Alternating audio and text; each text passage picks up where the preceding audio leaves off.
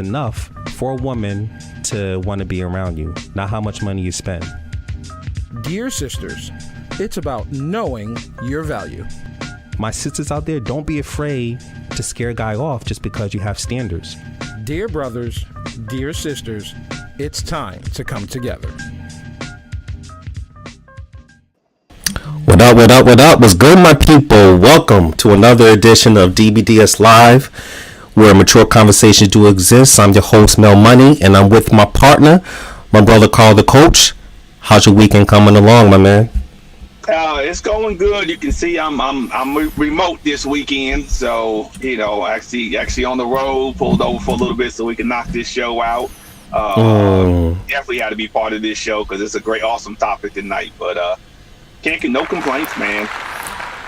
Woo! That's what I'm talking about. And listen, by you being so remote and everything that you are doing, I always say, I respect you because the grit and grind that you put in, I think it provides everyone to let them know that nothing should hold you back in life. No matter where you come from, no matter how the system is designed, there are always ways to overcome those hurdles. So I commend you, my brother. You keep doing your thing, and also that grit and grind.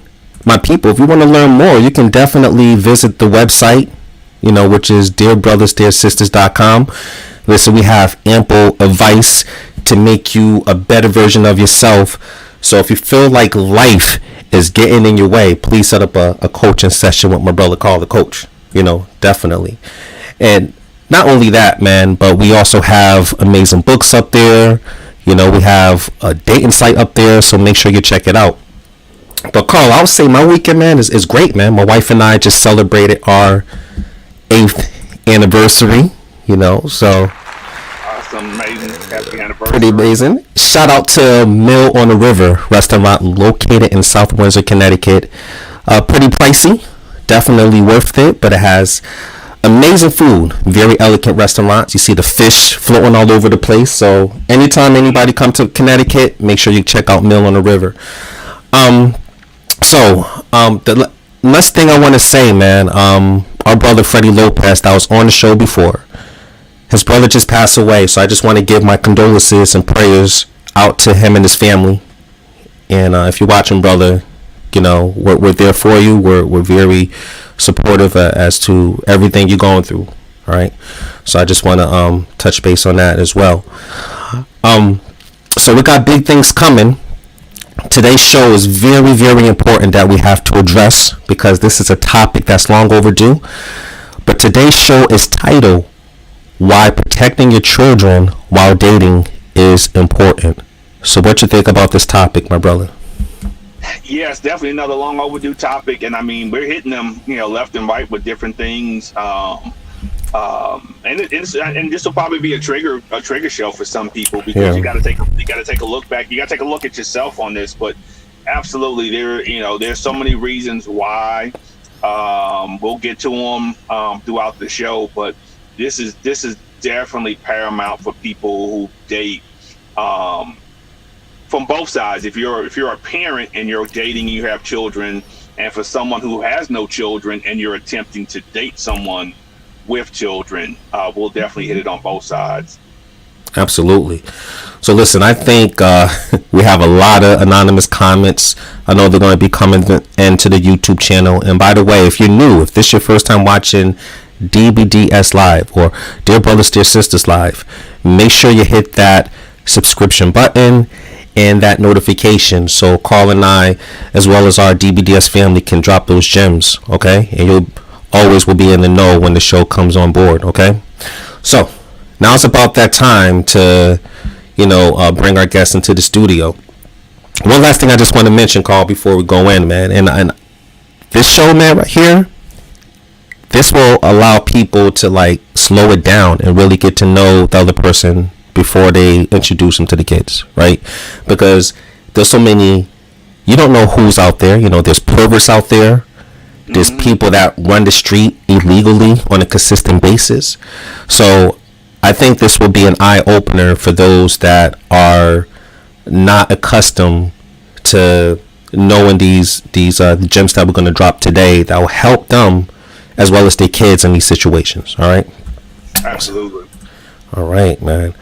So, first coming into the DBDS Live studio. This sister, man, she is so amazing. She possessed the wisdom and the knowledge that she always shares with our brothers and sisters.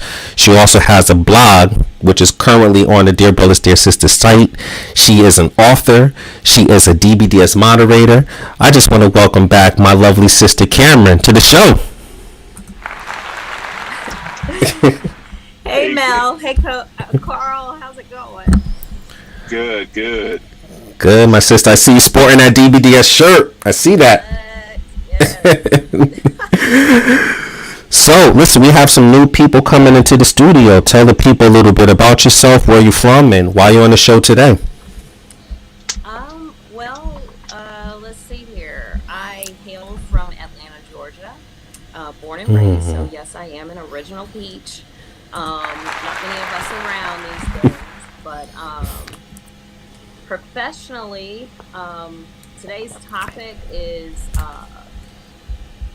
near and dear to my heart and what I do professionally, because I am basically an advocate for adolescents with mental health issues. So children are not only my top priority professionally, but also personally, because I do have 2 children of my own. So I get it. And I'm dating, so so this is definitely a topic that I can speak on from experience. Absolutely. Love that. You know, I think it's very important because we live in such an instant gratification society that it's like when our emotions goes up, our intelligence goes down, and we end up doing things that we don't realize what we're doing, putting our kids in danger and something that can influence them when they get into that stage of dating. I mean, this is a great topic, and I'm glad to have you on board. Thank you. Glad to be here. Absolutely.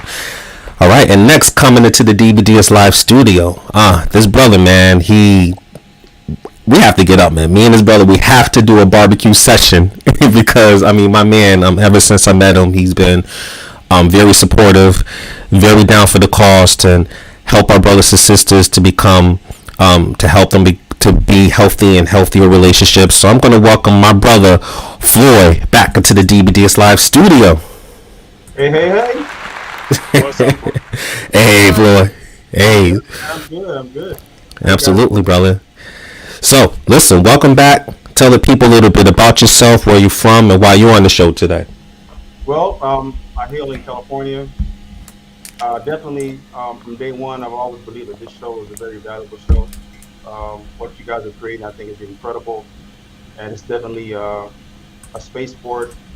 There's a lot of things out there that's not really feeding us what we need to eat to grow. And I believe that this show is definitely giving us what we want. Sometimes what's in the syringe is going to hurt, but hey, you know, you grow, that's how you grow. So definitely I'm glad to be a part of this show. This topic is very good topic. I think it's something that needs to be spoken about. Very well said, my brother. It is very long overdue. And this show, I'm sure a lot of people can relate to it. It's going to really open up a lot of eyes, and we already have some comments that's about to come in. Shout out to those that are on Facebook Live, you know, Charity, my brother Jarvis, Tiana, just to name a few. Thank you for tuning in. All right, so we're going to go ahead and dive right into it. So the first topic that we're going to touch on related to why protecting your children while dating is important is why you shouldn't introduce your children to everyone you date, right? So I'm going to go ahead and size this up from my perspective. So I believe that first, I mean, you have to keep in mind that your children are very observant. And when it comes to our relationships as parents, I think we should always lead by example. And I believe by having multiple partners around your child's life can have a huge impact that can affect their dating life when they reach that stage. Because if they see multiple partners or you displaying like revolving door relationships, like they coming and going, then I believe it shows a lack of stability It may show that you have a poor dating process or a vetting process, I would say, or it comes off as if you're very promiscuous, or shows a lack of commitment. And I believe that these are not very good signs, because this may be the blueprint to your children's personal relationships as they get older, because they're seeing this on a consistent basis. They're watching your every move, your every step. And right now, we're just scratching the surface, some of these components I mentioned, because each of these components have a much deeper meaning. But I believe to avoid these situations, and from my perspective, keep your dating life private and gather enough data to see if this person's values matches yours, right? So first, I'm coming to my sister Cameron. What are your thoughts on this particular topic? You definitely hit the nail on the head, because when I started my single parent journey, my children were 3 and 6 years old. And when they say healing is not linear, they were telling the straight up truth and honest truth, because there was a period of time where I was hyper focused on creating stability for my children, because Gotcha. life as they knew it was different. It had changed drastically. Even though their father was still in their life, because that wasn't going to be a question. Like, regardless of what's going on with the adults are still going to be there for the children. But there was a period of my time where I dated in private, and to a certain degree I still do date in private, but especially when they were young. They did not need Right. Good. one. Absolutely no one. It wasn't until they were 7 and 10 that I did meet a man who I vetted for 6 months, and he didn't meet them until after we had committed the relationship. Like, we defined what it was going to be. We were going to be exclusive. And even at that point, I was still protective of my children.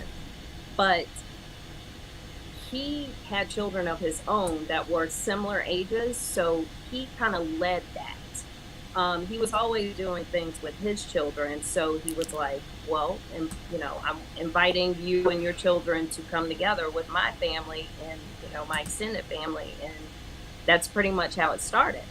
Him meeting my children, and we were together for 2.5 years. So, but he was the only man that they met. Hey, the only man you said that thing. The only. Because you cannot, as a woman, you cannot introduce your children to everyone you are dating. So, you have to get it clear in your mind and with the person you're with, what dating is, what that looks Definition, like. right? Yeah, you got to define it. You got to have that communication. Honestly, if I'm not in a committed relationship with you, you're not going to meet my children. If we haven't defined what our relationship is, you're not meeting my children, because meeting my children is a privilege that I hold for people who are committed not only to me, but committed to what we're building as a couple. And if you can display commitment to me and us as a couple, then the chances of you being able to be committed to my family as it entails my children, then the chances are going to be high. But you've got to show it first. I love how you said that.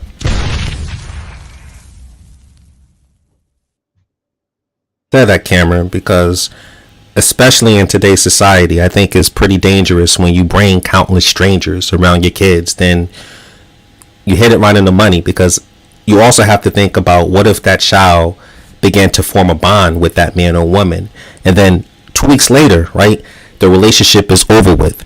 Then you bring somebody else into the picture, but your child may resent the new person based on the bond he or she had with that previous relationship or that previous partner you had. And this is why I tell people, like, dating to me is defined as gathering information. And until you both are on the same wavelength, then perhaps slowly have that conversation about introducing your kids to your new partner when it comes to that level, right? So next, I'm coming to my brother Floyd. What are your thoughts on this particular topic? I think what Cameron said is so important. I think anytime you're dating, especially if you and your ex or husband or whatever is not together, I think bringing a new person automatically into a relationship, it's a reminder to the children that the relationship that you and that other person had is over with. We don't understand a lot of times that our kids are also going through separation along with our relationship. I think a lot of times we're thinking about, okay, we didn't work out, they've moved on, I need to move on, which that may be true, but there's an emotional, you have to make sure that your children are emotionally healthy to be able to be introduced to somebody else. And a lot of times we're not thinking about that. We're only thinking about what we need and what we want, now realizing that, this child is saying, wait a minute, this is the end of the relationship that I have with my father and my mother, and they need to be prepared emotionally for it. That's one thing I read. That's one thing I saw. I think another thing is you have to know that a lot of times when you introduce somebody to someone, that child begins to think that the time that you guys have together now is now it's going to be taken away by somebody else. Are you even letting that child know that regardless of who comes into my life, that the time that we have is important? Because when you separate from each other, now it's you and your children, you're spending time together, you're going out, you're doing everything together. When a new person comes in, you want to build a relationship with that person, automatically you're going to be spending time with that person as well. So now the time that you were normally spending with your child, now you're spending some of that time with someone else, and that child begins to feel like, wait a minute, am I being replaced? Right. Or is my time no longer important? Or is this person's time more important? So it's a lot that goes into it. And I think a lot of times when we're dating someone, we don't think about it. I really like what Cameron said. Carl said it too. For every person that you bring into the relationship with your child, that child is building a bond. And if you have not made sure that relationship is going to be a relationship that's going to turn into something permanent, every time that relationship ends, that child is learning not to trust. That is so true, man. Very well said, my brother. Man.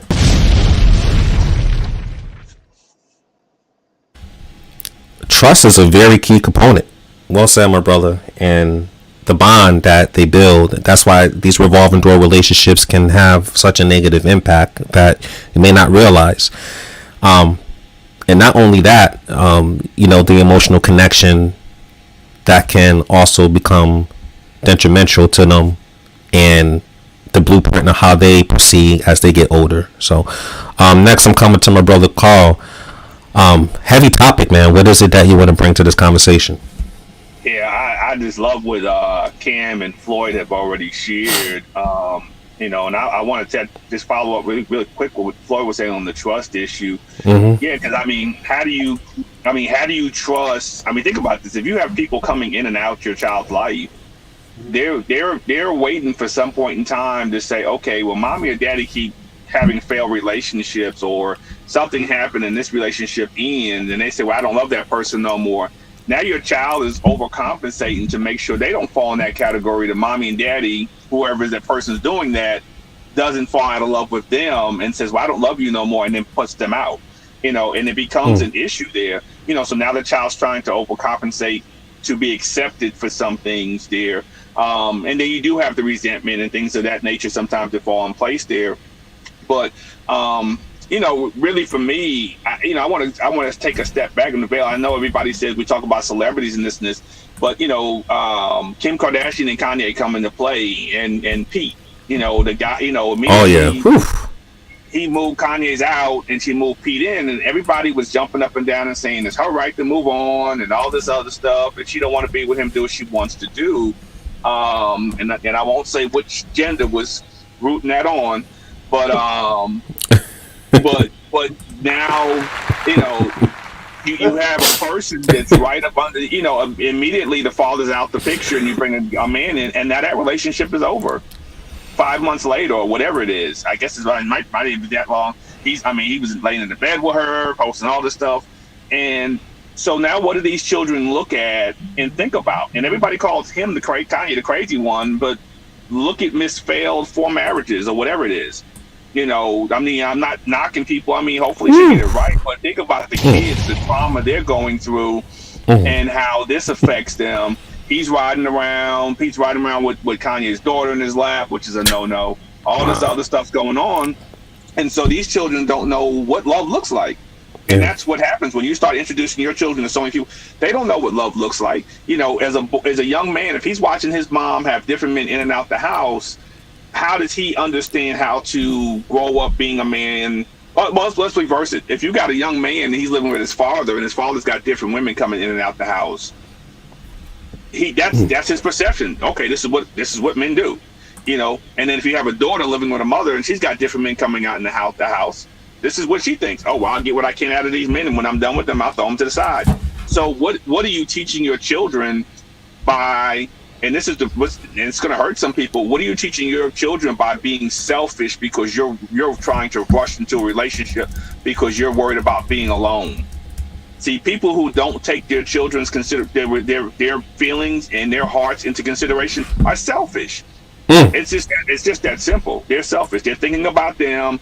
Wow. I don't want to be single too long. My clock's ticking, or I'm getting older. Your kids come first, because if you don't establish them, then you're going to be dealing with their relationship issues down the road. And I think a lot of people, they just think, oh wow, this person, hey, this is so and so, hey, this is so and so. And I remember, I was talking to a young lady, and she was like, oh, I want you to meet my kids. And I was like, no. I said, we've been on 2 dates. My goodness. Like, well, I want you, well, they'll like you. No, I don't want to meet your kids. I don't even want you to meet mine. And my boys were teens and young 20 at the time. So this is something I think a lot of people miss, that they just like, oh, it's cool. And you said earlier, Mel, there are people who are sexual predators, male and females, all these different things. You have people who may have been sitting on the sidelines waiting for that spouse to leave, to jump in, all of a sudden pop in your life, and you're thinking, oh, perfect timing, but they've been watching, they're a friend or whatever, but they don't like those kids because they're her or his kids, and they just want you. So now you're in a battle there, and you've introduced your kids there, and kids pick up on that. So you see the video when the person like, I don't even like you. Get rid of your kids. Why do you have to have custody of your kids so much? So all of this comes in play, and I don't think most people sit back and logically think about the damage they're doing to their children when they start introducing them to everybody and they're rushing out to date, because you're not even healed enough in most cases to make a logical decision that you should be dating this person, and let alone introducing them to your children and causing a worse situation. Very well said, my brother. And before I come back to my brother Floyd, the 2 words you mentioned, sexual predators, and I may add to those, and I'm going to use a statistic to those that have that low emotional intelligence, or they're not aware of the danger. According to the CDC.gov, about 1 in 4 girls and 1 in 13 boys in the United States experience child sexual abuse.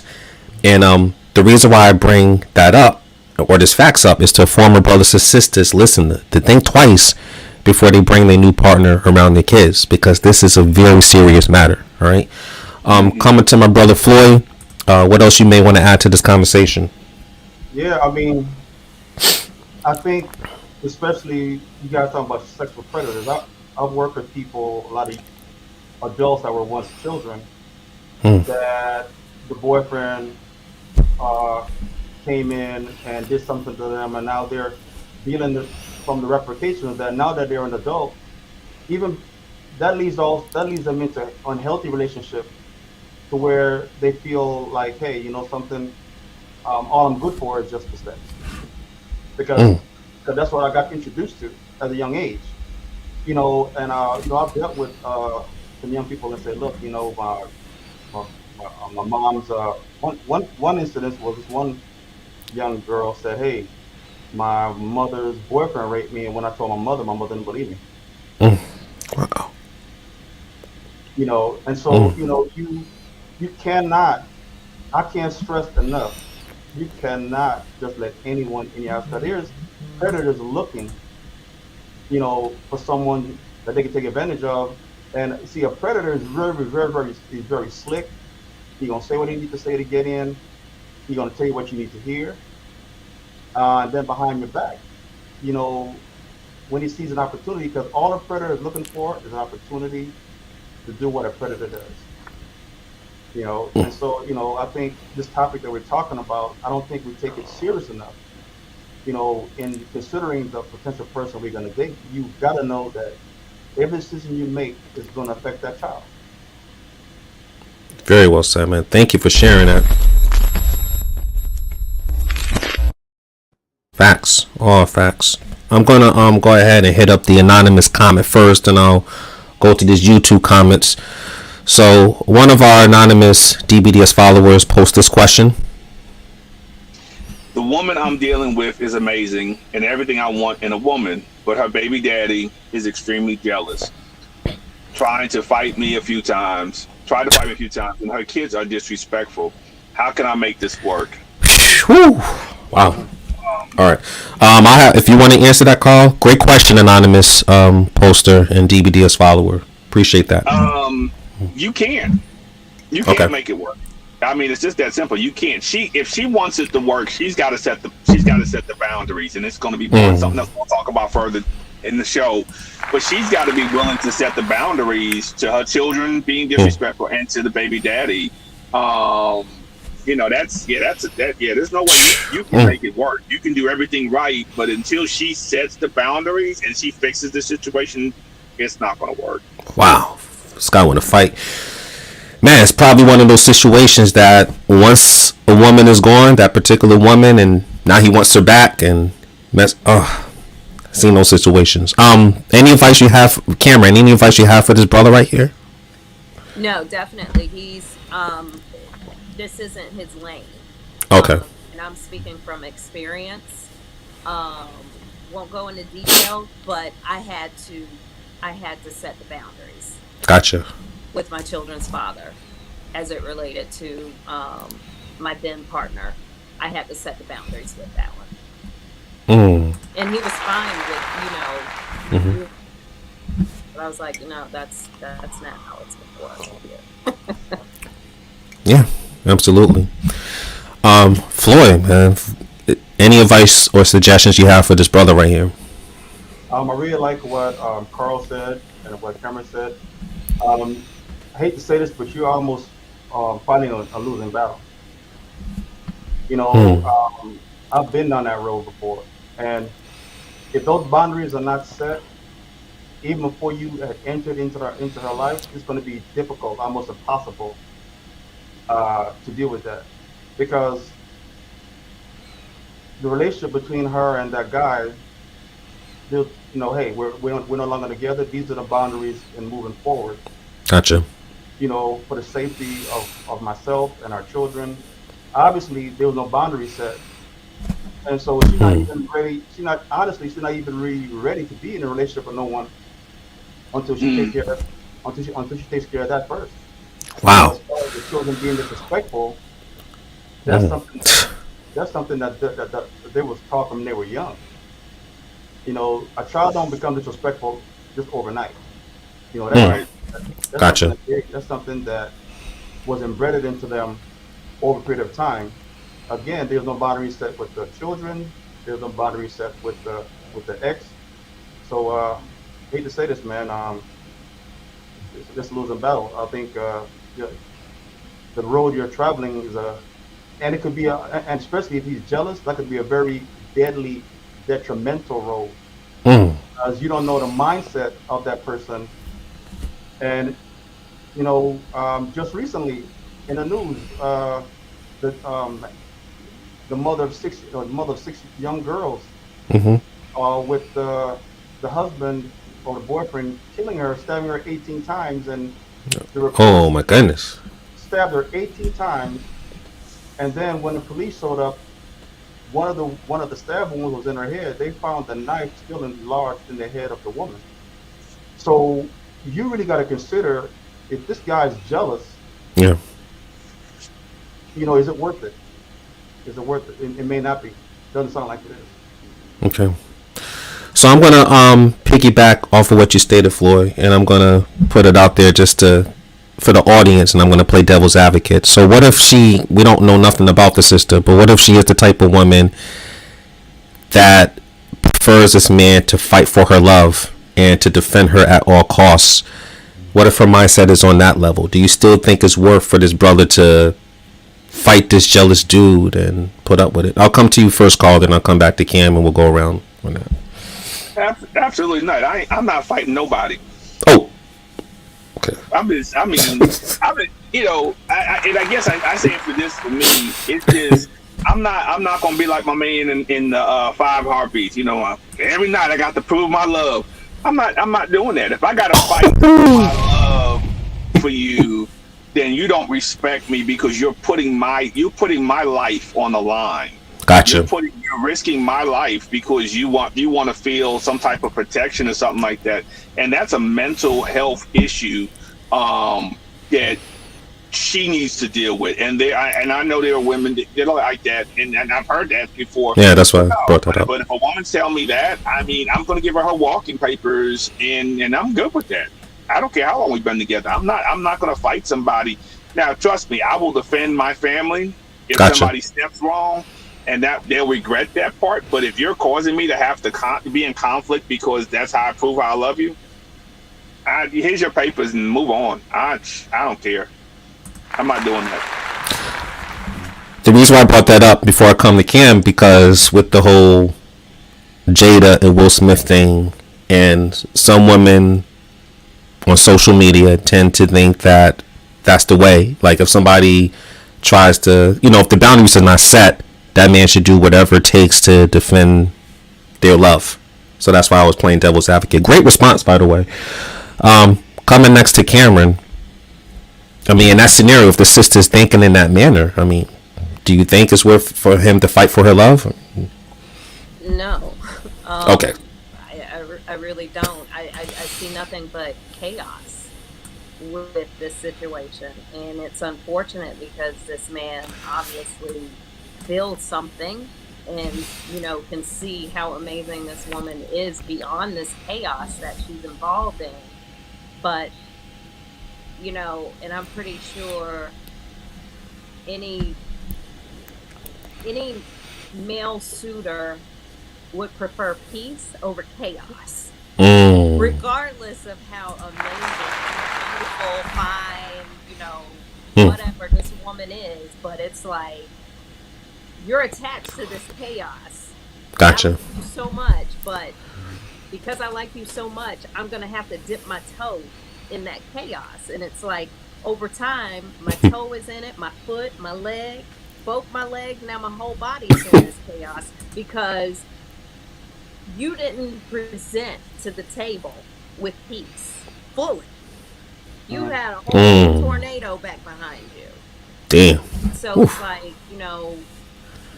unfortunately, when it comes to dating, individuals with children, there's a lot to consider. And, your house has to be in order before you show up to the table.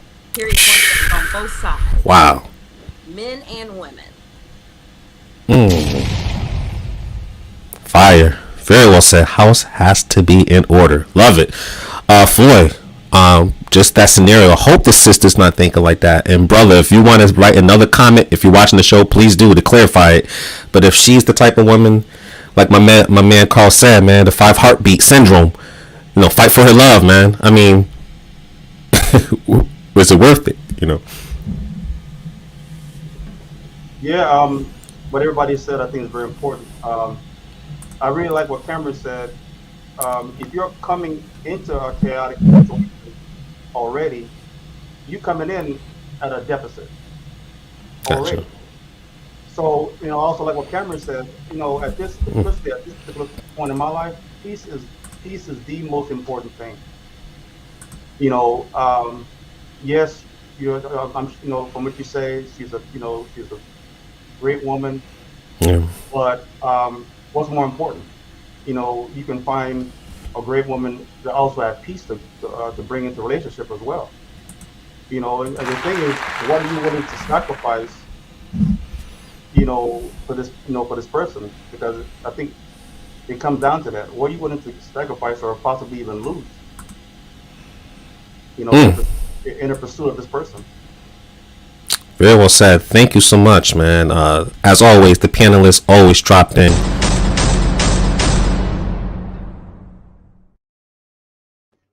Facts. They always dropping facts, so I appreciate that. So listen, we did not leave the audience hanging. We're gonna come to some comments. The first comment right here. Wow, it's a whole bunch coming in. I didn't even realize. Let's go to this one first. So it says, if you are a person looking to get a partner and who has a child, try to get a person who has a child or children over 16. Also try to get someone who doesn't want any more children. Easier said than done. Okay.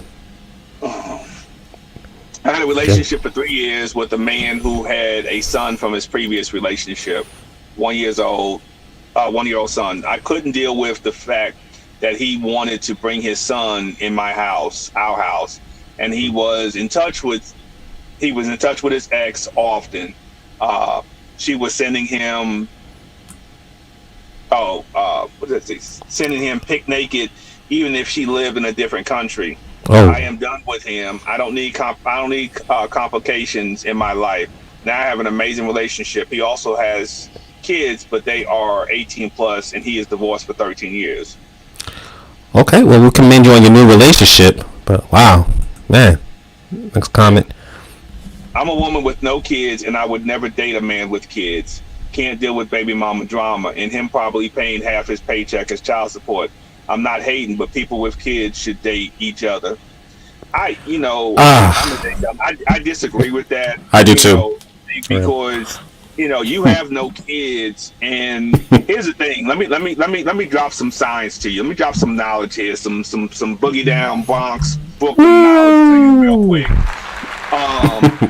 If you got a man who like a man, I'm not to toot my own horn, but I raised my sons. I have 2 well-mannered sons. But if you have a man who's a very involved father with kids, and you desire to have kids, you would want somebody that knows how to raise kids. Right. Or is getting a man who has no clue that you may end up with, and he decides, oh, these kids are too much, and he walks on you. Worse, a man that's going to go the other way. So no, I disagree with that. And there are men who don't want kids, but themselves personally, but will marry a woman who has kids because they desire to be a father in that aspect of it, or they're not able to have children themselves as a man. Things happen in that nature, but to say, like, if you got kids, you should only date kids. I don't. Real. That's a weak. It's not open-minded. To take. Yes. Yeah. Not knocking your comment. We appreciate all the comments coming in. Go ahead, Kim. Mm-hmm. Yeah, and there were, I can say I made 3 statements in life where I said I would never. Okay. And all 3 came true. And one of them was, I will never marry a man, date or marry a man who had a child. Guess what? I ended up marrying a man who had a child. And we had 2 children of our own. So, you can never say never, especially, I'm not sure how old, this commenter is, but, once you get older, your pool is going to look a little different. Word. In terms of who's available. The Facts. Of them not even having been married prior to, but being single with children, maybe more than one baby mama. And at the end of the day, not all men have baby mama drama. That's true. That's why. Very well said. Floyd, you want to add something to this comment right here? Yeah, definitely. I think it goes back. Like, for instance, when I met my fiance, she had at the time, he was 10 years old, but what happened was she had prepared him for me ahead of time, even before we met. He was already respectable. he understood that he wasn't the man of the house because there wasn't a man there. And I think a lot of times, even in that, it's like, okay, well, you're the man of the house now. No, you're not the man of the house. He was ready for me to come in. I think she knew that, hey, I'm raising, because she's doing a very good job raising a son by herself. But when I entered in, it was easier for me to enter into the relationship and enter into her son's life because she had already prepared the path for me to enter in. He wasn't disrespectful. There was boundaries that were set between his father and her. So me and him have a good relationship because of the boundaries that were set. So basically, all I have to do was come in and do what I do as a man, anyways. You know, so but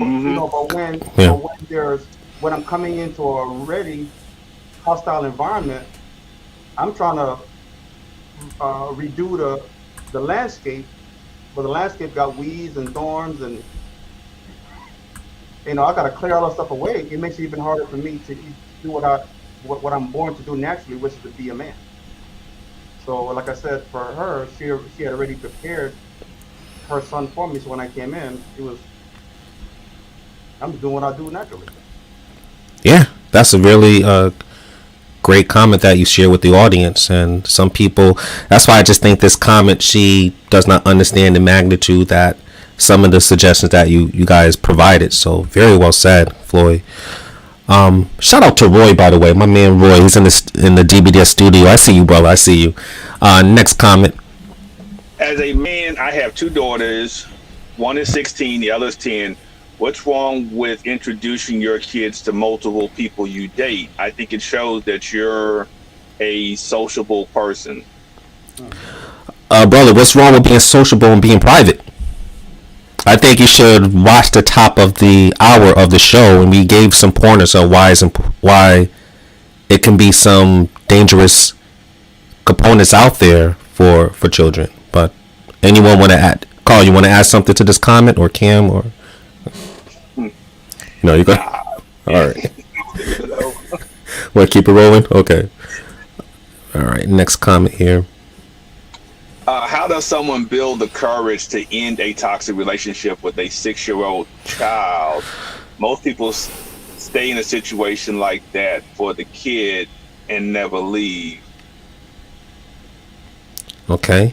That's similar to the anonymous comment that we discussed. Boundaries. And that we're going to touch on that topic next to answer that question. Okay? Yeah. All right. Yeah, let's see. I'm going to take a couple of more before we go to the next topic. I'm a single mom and dating some, and the dating scene has been good for me. I believe it's the qualities you need to have as a woman. Yes, your kids are a priority, but if you're dating to marry, then you need to put your relationship first. Okay. Appreciate the comment, my sister. Thank you for watching. And I'll take one more. What is the timeline to introduce my children to the person I'm dating? Oh, a question to us. I love this. I'll say from my perspective, and then the panelists, if they want to answer, that's up to them. But normally I tell people, normally people don't show their true colors until, honestly, after 90 days. When you get to know them. But I think it boils down to the quality time that's put in and understanding the magnitude of the relationship with that particular person. And that gives enough time to see if the values match. If you're dating with a purpose, which may lead to marriage, which I'm a huge component for. And also to make the kids come in gradually, very slow.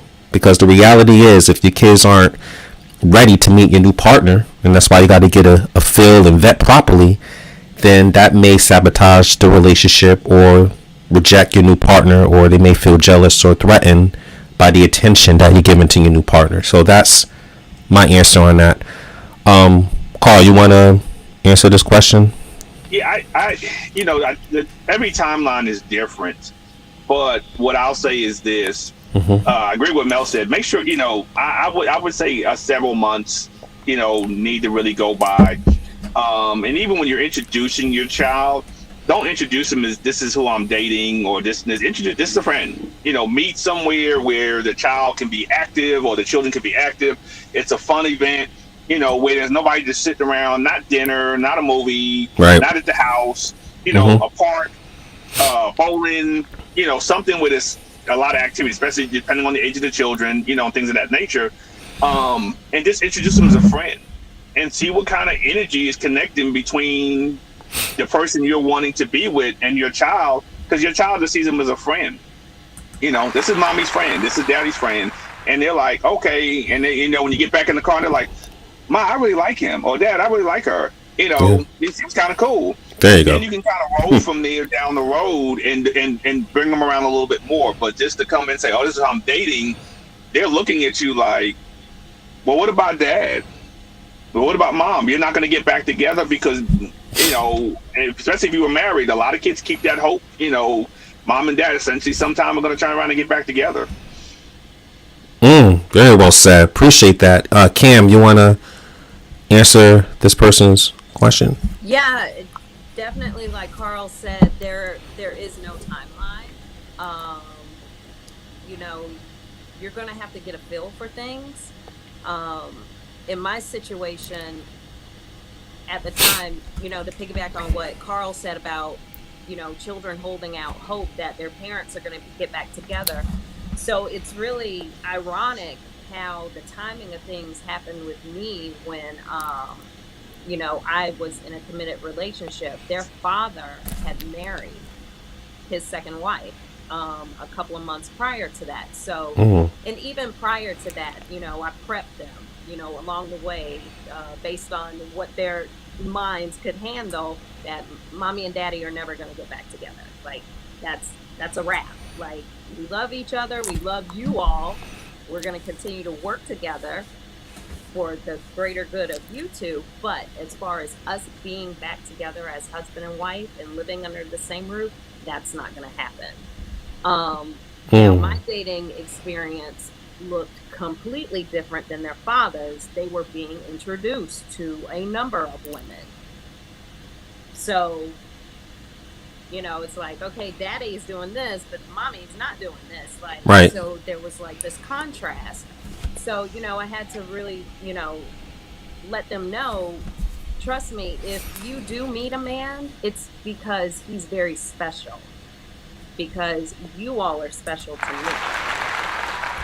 Yeah, there's no timeline. You just got to get a feel for it. And like I said, my children didn't meet the man that I was with at the time until we were committed for 6 months, and they met him probably 2 months afterwards.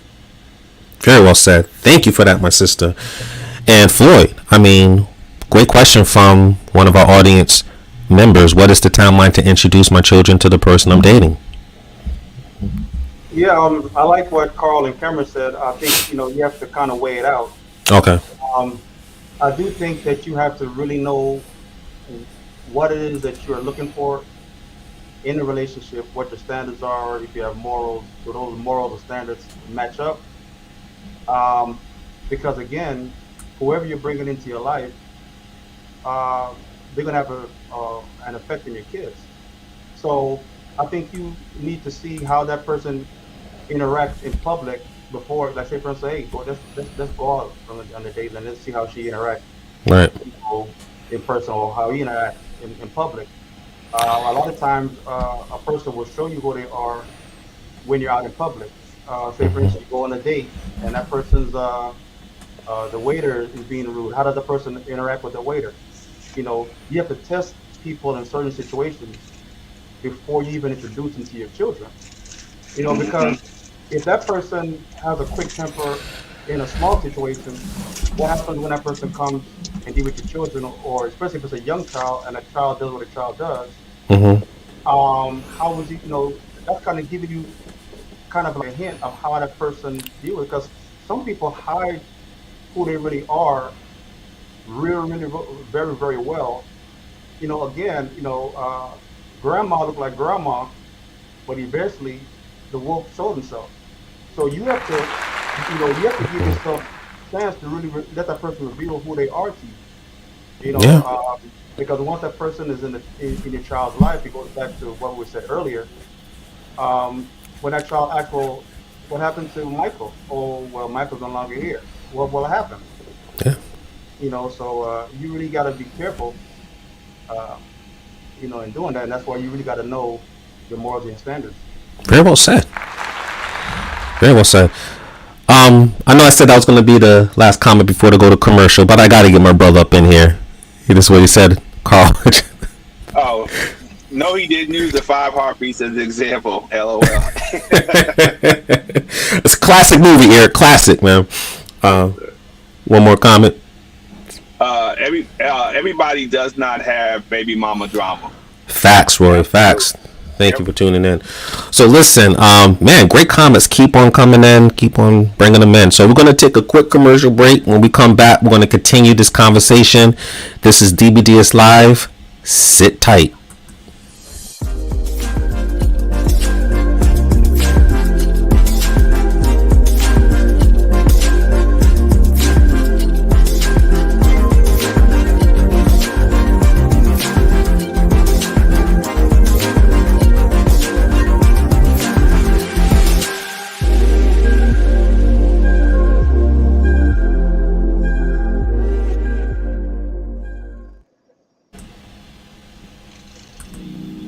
We talk all the time, and you know, and really, man, I just give much love and appreciation to you for founding DBDS and starting it, man, because it's not normal.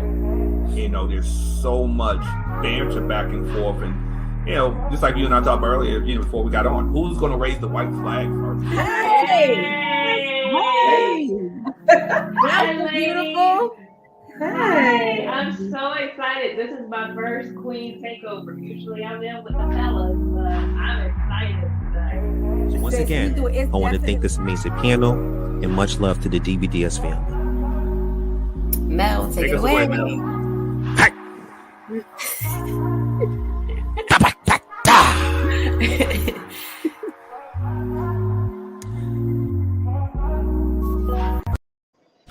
Just gotta love these commercials. Welcome back to DBDS Live. I'm here with my lovely sister, DBDS moderator Cameron, my DBDS brother Floyd, and certified coach, DBDS partner, my man Carl. And listen, we've been having a really good discussion talking about why protecting your children while dating is very important. And I just want to give a shout out to those that have tuned in. So shout out to my brother Ken Lawrence. No, we're not related, but KL. Shout out to KL. Shout out to my brother Roy. Once again, we have something special coming along the way that I'll keep on the hush, but something exciting. Shout out to Shana. Sorry about that. My sister Sugar, who just came into the DBDS studio. Sierra. Shout out to Sierra. Breon Edwards. Sophia. Dorina, Toya, Maria, so many names. If I haven't mentioned your names, thank you so much for tuning in. We greatly appreciate it. We love y'all. We love y'all. So the next and last topic that we're going to talk about is setting boundaries for your children and dating partner. All right. So I'm going to go ahead and give my perspective on this one right here. So my thing is that, this is a unique situation because some parents with new partners are caught between wanting a partner to take on the parenting role and others want a partner to be totally hands off, right? And I think there are so many different avenues when it comes to boundaries from both spectrums.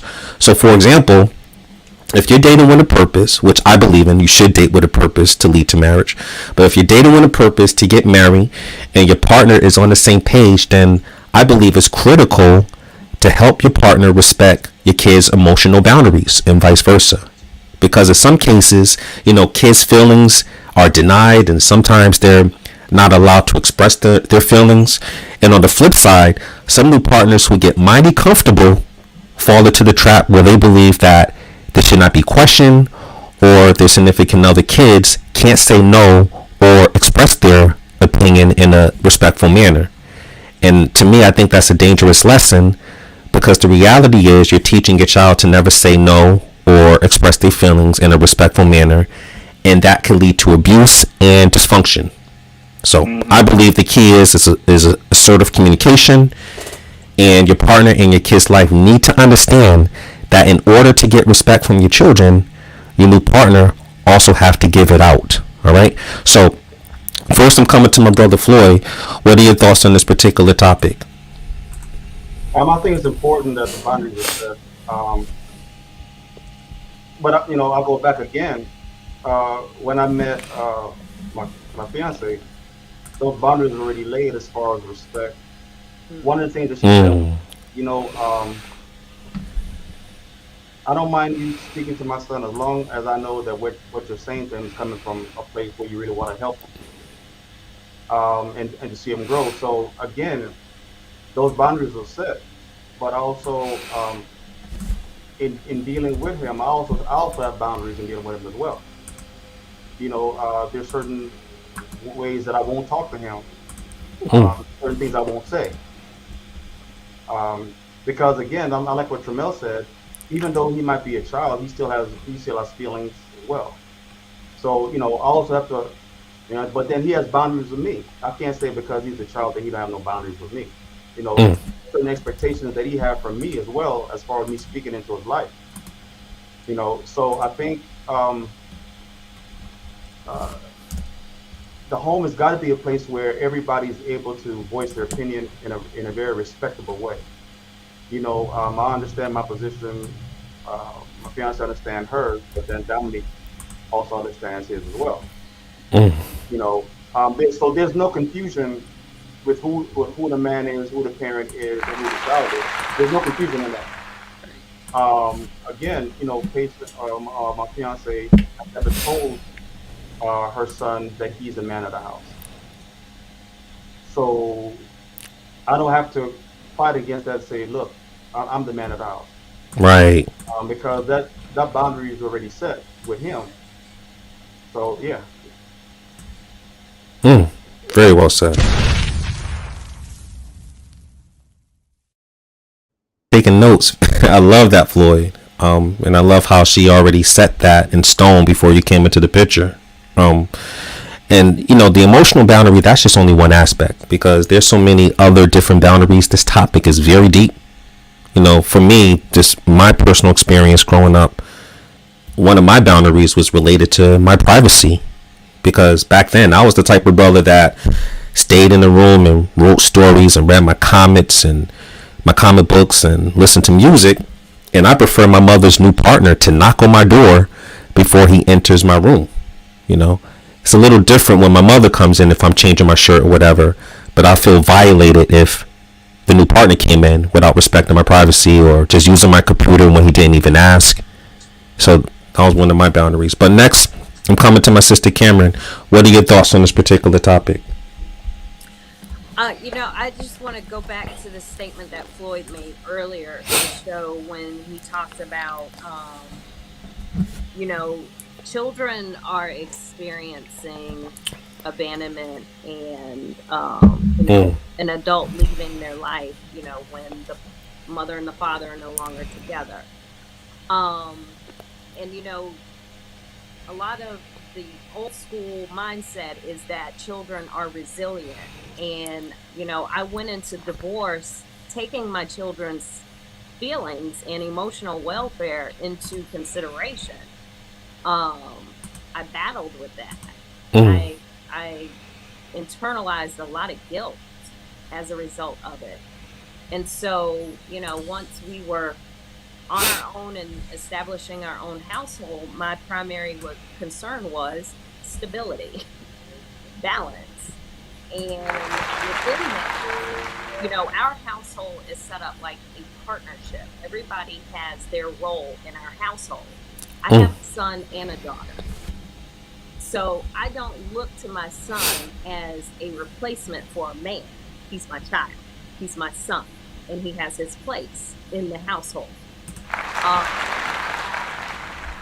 Again, I've only had one experience with a committed partner. We did have differences of opinion as it related to rearing children. partly because my children were with me, and he got his children twice a month. You know, on 2 weekends out of a month. Right. So there was a difference in balance in that, first and foremost. But at the end of the day, he was a great father, not only to his children, but a male, you know, like a male figure in my children's life. Because Okay, at the brother. end of the day, my children have a father. So I'm not needing a man to come in and be a father to them. I need a positive male role model, you know, someone to add to that, to be a bonus father, especially with the son, because, you know, he needs positive role models, male role models in his life. You know, I don't deny that for him, you know. I love that. So we have definitely boundaries are set. You know, they're raised with, you know, adults are to be respected. You are a child. Yes, you have an opinion, but be mindful of how you get your point across. I always create space for them, you know, to share their opinion because it does matter. And I don't want them suppressing anything, because a child who suppresses their emotions grows up to be an adult who suppresses their emotions and is eventually emotionally unavailable. And that's not a healthy partner.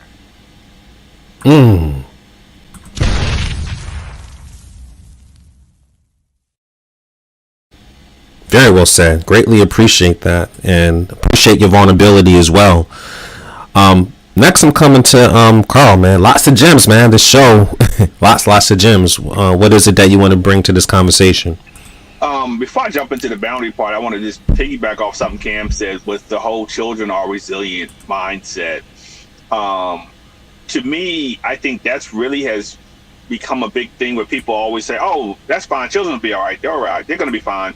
And it comes because the person, like she said, she struggled with guilt and all these different things. People don't want to do that, you know. And again, unless and most people, and I just keep it real, most people don't try to do everything they can to save a marriage.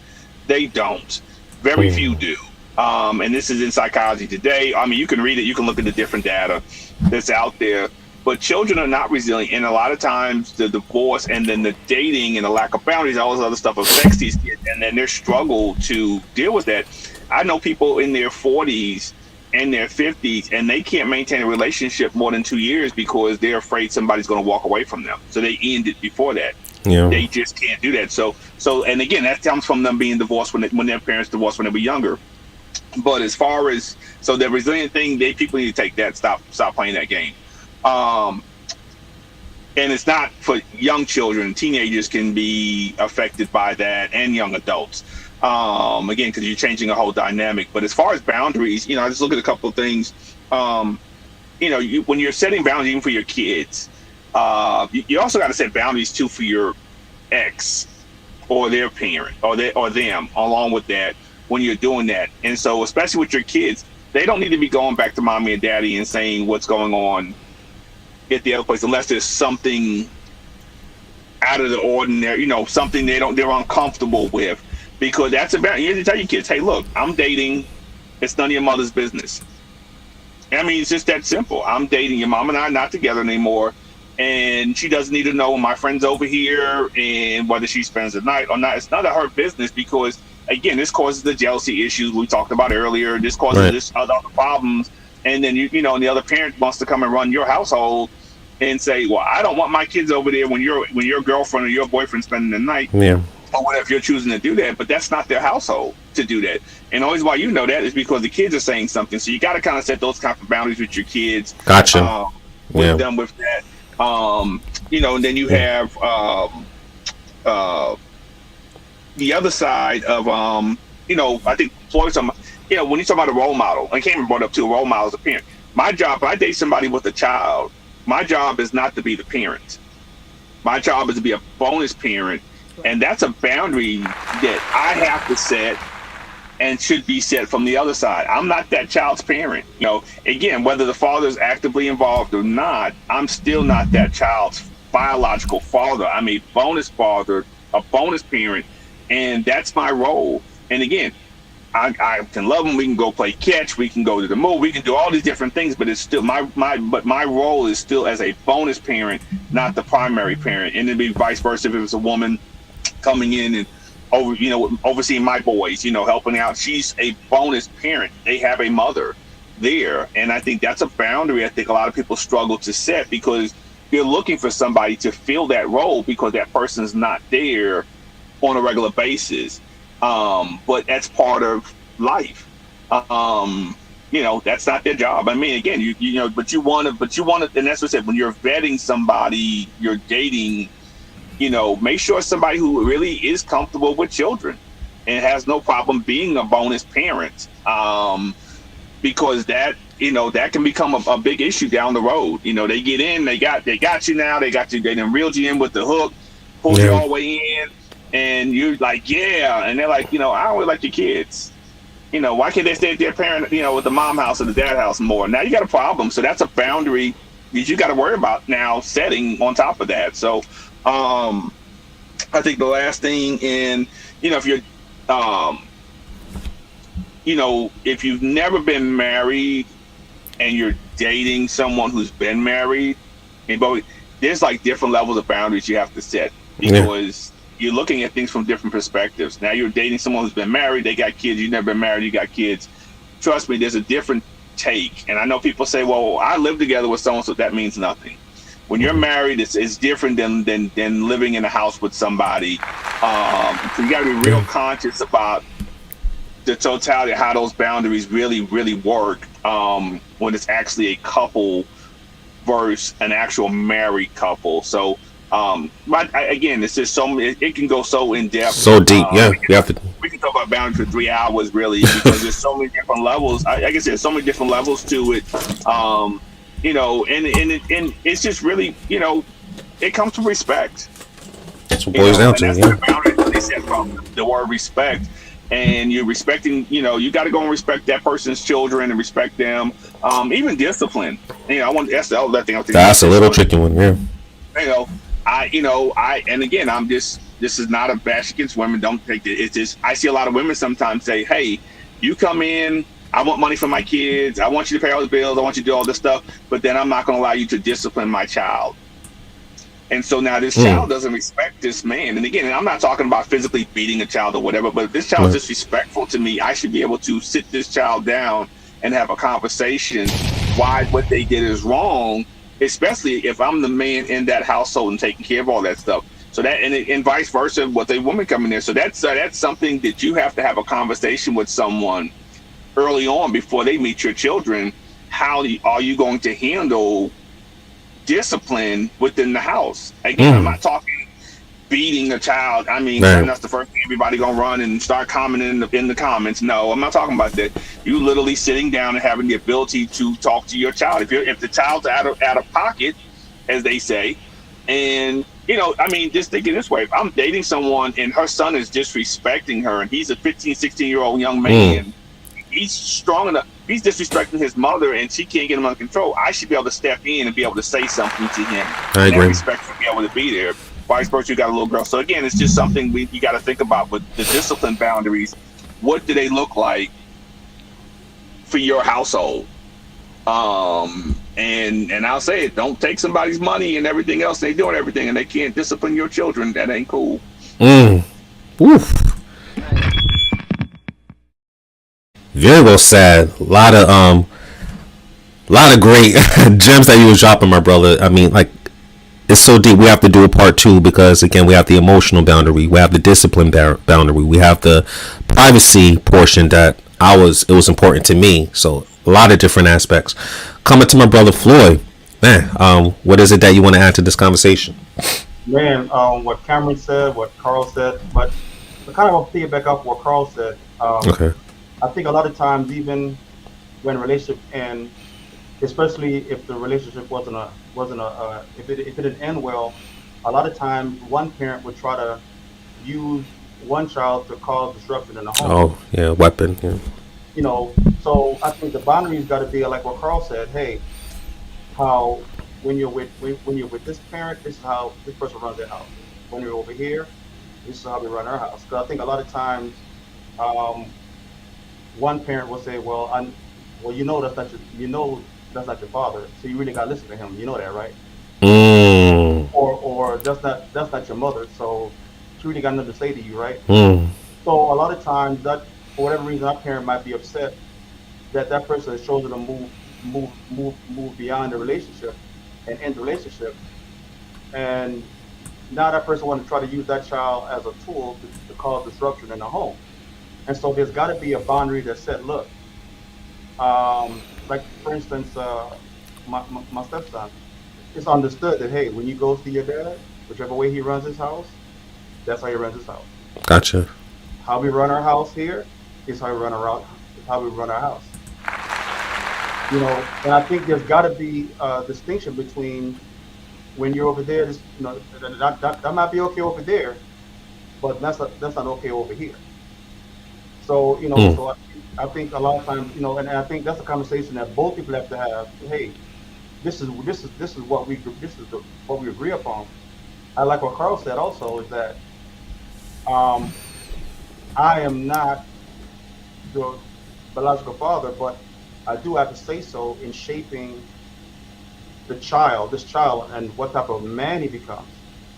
One of the things I like about the fact of my fiance is that she gives me she gives me the permission, and she allows me to talk to her son. So if there's something, if I see where there's a way where he might be trying to be a little bit manipulative or whatever, and once I start talking to him, he steps to the side. She don't interject. Well, that's my baby. Leave him alone. Oh. She understands that, hey, wait a minute. As up to this point, I have not done anything to make her believe that I don't have the best intention, and as far as helping her son become the best man he can become. So by her knowing that, and I've proven that to her, she doesn't interject.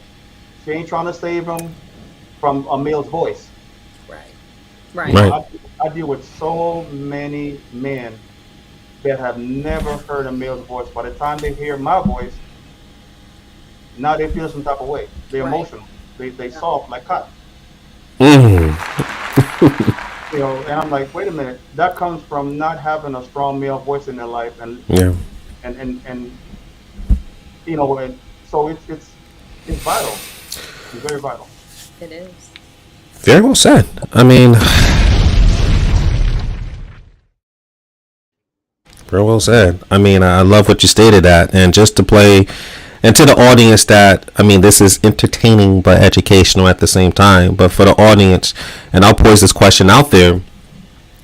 So in the marriage, and this has been controversial per se, do the kids come first before the marriage, or does the marriage, like your husband and wife, come first before the kids? And sometimes, I know it's common sense, but people on social media, no, my kids come first and before the marriage and so forth. So I just want to get everybody's perspective on that. I'll come first to you, Carl. No, your marriage comes first, because if you're not putting the marriage first, you're not putting your partner first in the marriage, your family's doomed. Okay. You put kids before that. So no, because again, eventually at some point in time, and this is why you see some people getting divorced in their 40s and 50s once the kids go to college, because they have nothing in common. They've built nothing. So at this point in time, they're willing to walk away much easier, because now the kids are not there. The kids are what were keeping them together, because the kids were the priority instead of them being a priority, understanding that at some point in time their kids are supposed to go out into the world. Now it's supposed to be your time. But so no, definitely the kids do not come first. Let me say, Okay. There's a way that kids do come first when they're younger, they're newborn, and you're guiding them. Oh, of course. But they're not. They come first in that instance, but they're not the primary. The primary is still your spouse. Okay. Very well said. Next, Cameron, same question. I mean, does the marriage come first, or do the kids come first? No, definitely the marriage comes first, and like Carl said, there's going to be a balance. There's an ebb and flow to it. Okay. Because at the end of the day, just because you're married doesn't mean you have to stop dating each other. Okay. Very well said. And coming next to my brother Floyd, does the marriage come first, or does the kids come first? I like what Carl said. Definitely, the marriage comes first.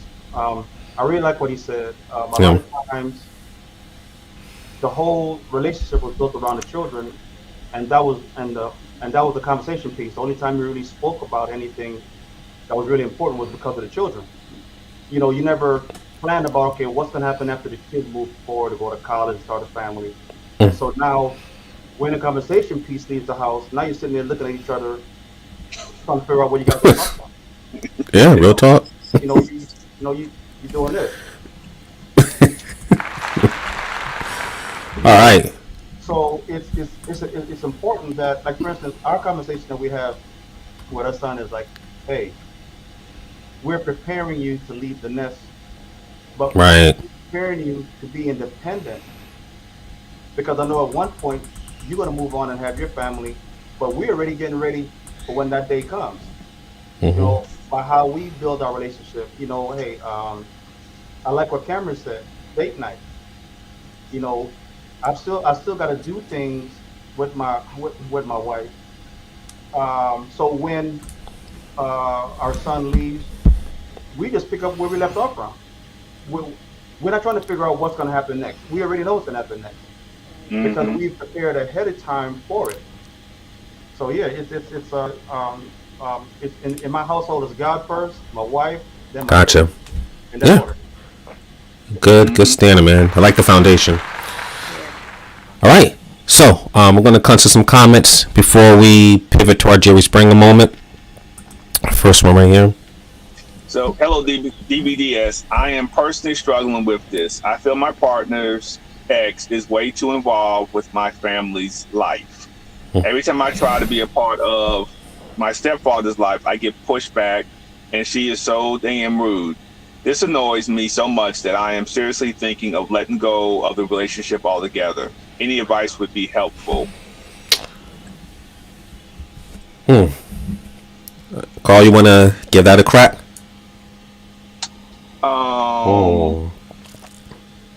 Man, you may have to set up a session. Yeah, that's a tough one right there. Definitely, to talk on that one-on-one. I mean, again, that goes back to boundaries. But it's nothing really you can do about it. I mean, to me, the simplest way I can put it is you're going to have to sit and talk to your partner and tell him where you're at, and he has to approach his daughter's mother and have a conversation with her and fix this.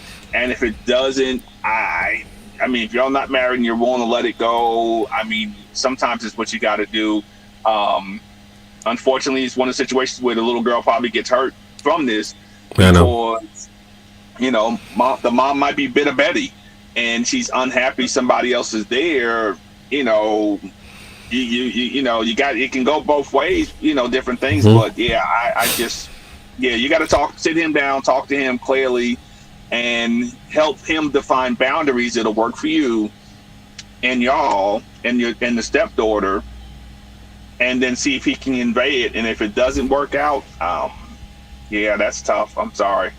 No, very good answer. And by the way, we do often coaching sessions on dearbrothersdearsisters.com. So make sure my sister, to enlighten us more, just definitely set up an appointment. Cameron, any advice you have for this particular person? Yeah, no, just echoing what Carl said. Definitely, my first question would be, have you shared this with your partner? And if so, how many times have you shared this with your partner? Has it been 1 time, 2 times, 10 times, and nothing has changed? Then, this is a tough one. I'm sorry you're going through it. But, it's one of those things, like, this isn't your lane. Like, the partner has to take Yeah. Very well said. Thank you, my sister. And Floyd, anything you want to add to this comment? Any advice? Just what Cameron has said and Carl has said. Ultimately, it's your partner's responsibility to handle this. This is really not your responsibility. my children understand that whoever, and they've always understood whoever's in my life, you may not like them, but you gotta respect them. You know, but that's offset because as long as you are until there's boundaries set between the ex, it's going to continue to be a situation. But I really think that I like what Carl said. This is a sticky top. This is a kind of a sticky topic. I think that maybe some type of professional help with it would maybe get a better clarity on what you're dealing with. But again, you know, I really feel sorry for what you're going through. But um, you know, it's hard because that other person got to be the one that put an end to that. Not Yeah. you. Mm-hmm. Right. Very well said. I whole agree with everyone. The other person has to set that tone, right? Next comment. Do not move in with the person who has children. It sucks. The whole house vibe is ruled by the child's behavior. You have been warned. Anonymous poster, expand your horizon. You know, not everybody has negative kids out, you know, whatever the perception you have. Expand your horizon. You know, work on your vetting process better. Right? And I'll take one more comment. From Liz. It doesn't matter what age of the children are. Mine are 27 and 30, and it's all about acceptance and respect. Okay. Shout out to Elizabeth. Thank you for tuning in. Okay, so we're going to take one last commercial break. When we come back, that's right, it's our Jerry Springer moment. So sit tight. This is DBDS. Don't you go anywhere.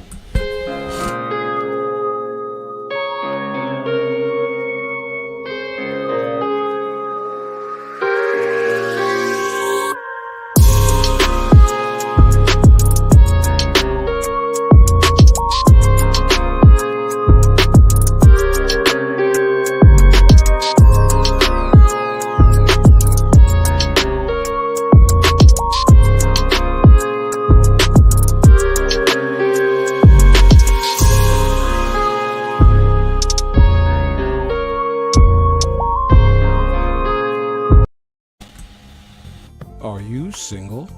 Do you know about dbdssingles.com? Are you ready to meet a quality man or a classy woman? The DBDS brothers want you to know that love and loyalty still exists. So if you're ready to meet relationship-ready people, sign up for a free trial. dbdssingles.com, where quality men meet classy women. All right, welcome back, my peoples. I promise you that was not Barry White on that commercial. But I'm here with my brother Carl, my DBDS sister Cameron, my DBDS brother Floyd. And listen, it's been a great discussion. We've been talking about why protecting your children while dating is important. Such an amazing show. Wow. Before I give my spill and plugins, Elizabeth just dropped an amazing comment. So I'm just going to pull this up right quick. In a relationship with the man who lost his wife unexpectedly a year ago, his children are ages 19, 21, and 30. They were very close to their mother, and the oldest especially, who was a daddy girl, does not want to see her father moving on. How do we move forward? I want to gain love and trust with his children. I've talked with them and told them their mother will not be forgotten. Ooh. But how can I gain their trust? Any examples of things I can do? You know what? I had to pull up this comment because, you know what? First off, I appreciate you writing in. Appreciate everyone with their comments and questions, because that's what we're here for, right? To help our brothers and sisters out there. So first I'll come to my brother Carl, and we'll go around. What advice you have for this sister? Yeah, this is a tough one. And again, because their mom passed, and so the kids, and this I'm gonna say it this way, but it's not as bad as it sounds. The kids are selfish in this, where they want their mom back, and in wanting their mom back, they want their parents back together. Right. So this is what they're dealing with. So I don't know what kind of therapy they have gone through. The children is something he should have done to put them through, prepare them. But this is a tough one when you're dealing with a deceased parent, because it's not like a divorce. I mean, divorce is like death to begin with, but both parents are still alive. You move, the kids can go and see mom at the other house, and there's the pictures up on the wall and everything, and they can go to dad's house. There's pictures of family up on the wall.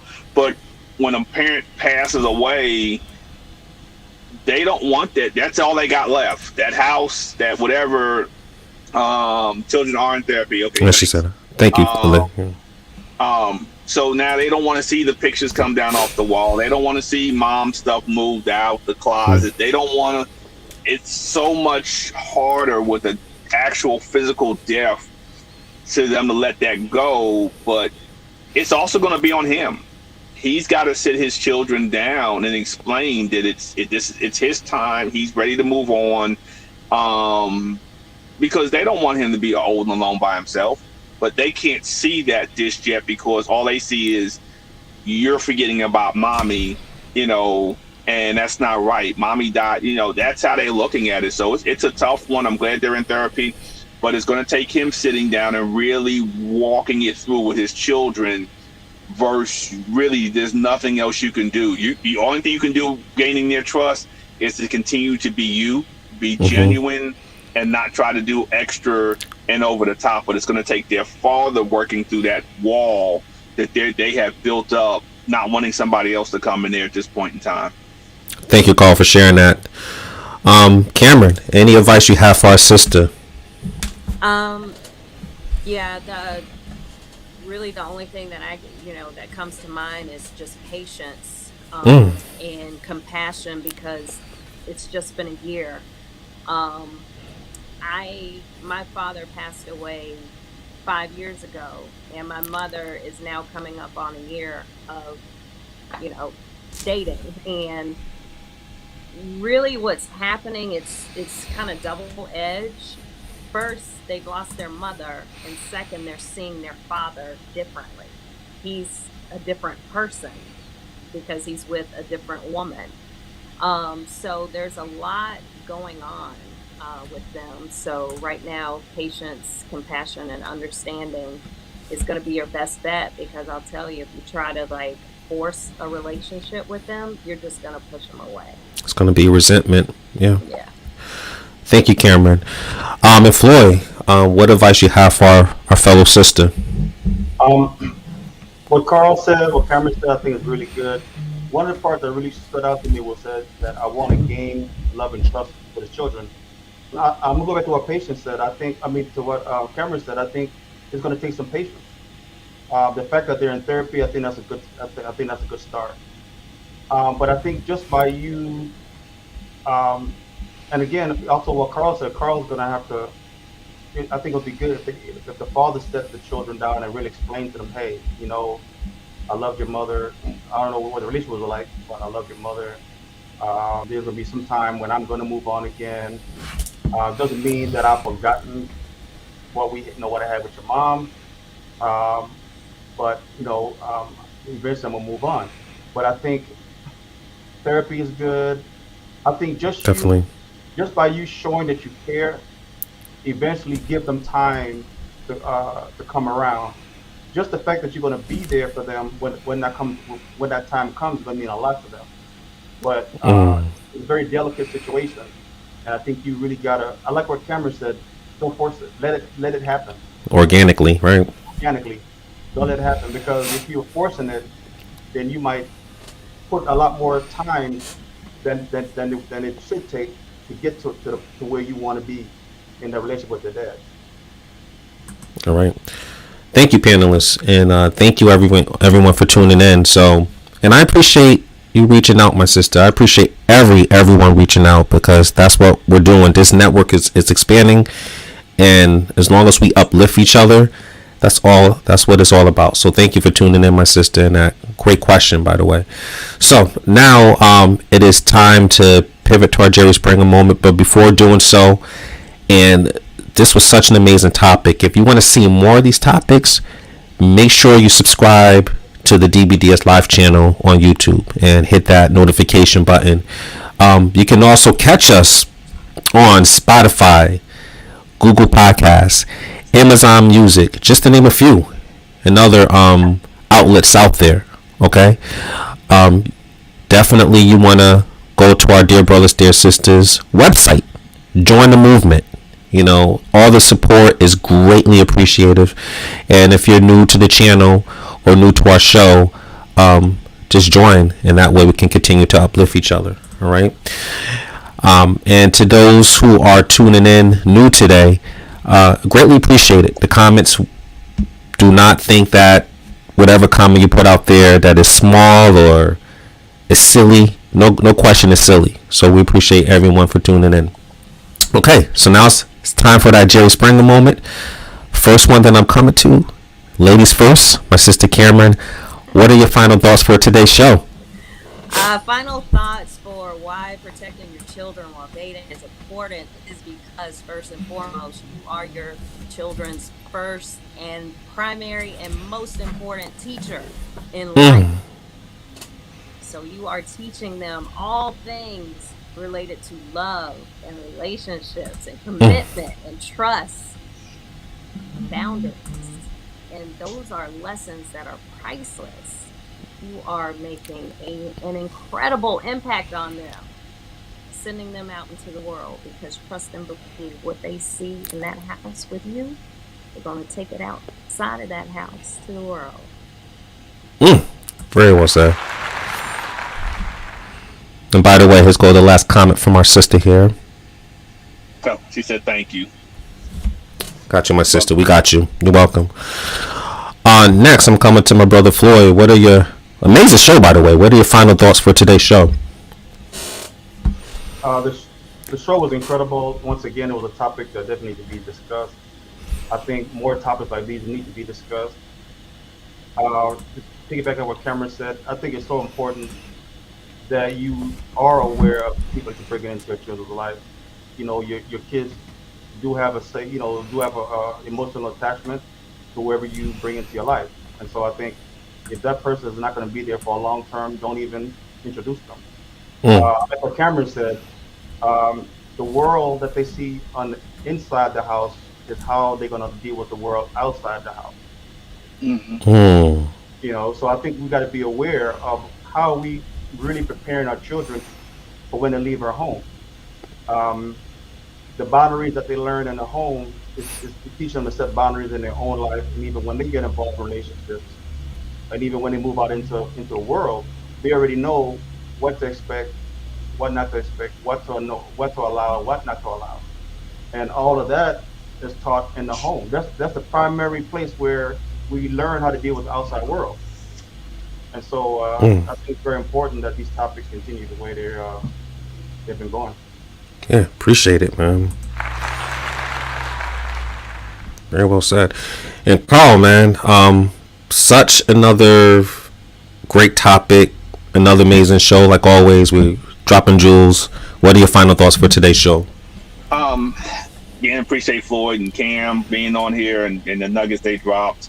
I think this is the only time I'm going to reverse this and say, put your kids first when you're dating. It's the only time I'm going to say that, and I don't mean it from you get into a solid relationship, but think about your children and think about how you would feel if you were your child, and so the positions you put them in. And again, before I said it, if it's not long term, don't bring them around. You have all the time in the world to introduce your children to the person. No, tomorrow's not promised, but you have all the time in the world to make sure this is a good relationship, things are going well, and this is what you really want to do. And listen to your children. I mean, I asked the question, how would you feel if mommy started dating? How would you feel if dad started dating? See what they say. Don't do it when they're playing video games, doing homework, they're stressed or whatever, you're going to get the wrong answer. But kind of just do it, you're out having a walk or whatever, and just have the conversation and see where again, it's mentally preparing your children for what you decide you want to do down the road. But enjoy the dating process. And as much as you want it to be fun for you, make sure it's fun for your children. They go through stuff just like we do, so that's my biggest take on that. Very well said, man. Very well said. And listen, I just want to, like always, thank this amazing piano. As always, it's entertaining but educational at the same time. We definitely have to do a part 2. So my final words of wisdom is, listen, it's very important to vet properly and take your time to get to know someone before you establish an exclusive relationship, because you want to make sure that your new partner is a positive force in your child's life, and make it clear that respect is a two-way street. I think it's also very important to lead by example, so that way you have a positive base model and a solid blueprint for them to follow before they begin to date. Because introducing a new partner to the idea that even young kids can make for healthier situations around, this not only show your kids that you have their backs, but it'll also help you work through areas where you might be overstepping their boundaries as well. All right. So once again, I want to thank this amazing panel, and much love to the DBDS family. Take it away, Mel. I'm going to do it this way. Now let's do it this way.